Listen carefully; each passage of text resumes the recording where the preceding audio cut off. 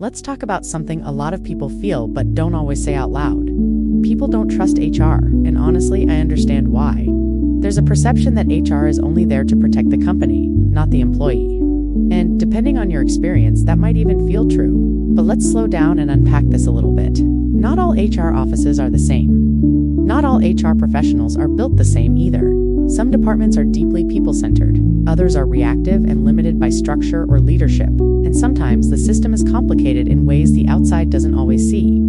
At its core, HR is responsible for two things: protecting the people and protecting the organization. That sounds fair on paper, but in reality, those two goals don't always align. There are moments when protecting the company means making decisions that feel like a loss to the employee. And there are times when protecting an employee means challenging leadership, which not every HR team is empowered to do. Add to that the legal responsibility we carry. HR works closely with legal counsel because nearly every decision we make has to hold up under legal scrutiny. It's not about being shady. It's about making sure the company is acting within the law, and that includes how employees are treated. From the outside, though, this can feel cold. It can feel like HR is quiet, slow, or even choosing sides. But often, what's happening behind the scenes is more complex than it seems. Here's something that's true for almost every HR situation. There's side A, side B, and somewhere in the middle is the truth. That's why we don't make decisions based only on emotion. We rely on facts, patterns, and processes. So what does this mean for you? If you're thinking about bringing something to HR, here are a few ways to make that conversation more effective. First, bring documentation. Don't just say a meeting was uncomfortable.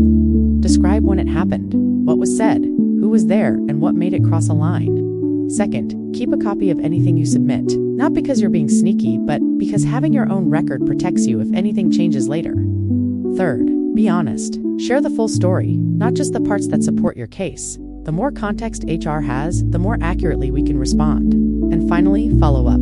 If it's been a while and you haven't heard back, it's okay to check in. That shows you're engaged and serious, not impatient or pushy. So, can you really trust HR? You can trust that good HR professionals are doing their best inside a system that doesn't always make it easy. You can trust that we're trying to balance empathy with accountability and people with policy. And you can trust that here, we will always tell the truth about what HR is and what it's not. If you've ever had a great HR experience or a frustrating one, drop it in the comments. Your story might help someone else feel less alone. Subscribe, share, and let's build a workplace culture that actually works for humans. Thanks for being here. Stay curious, stay professional, and stay HR-ish.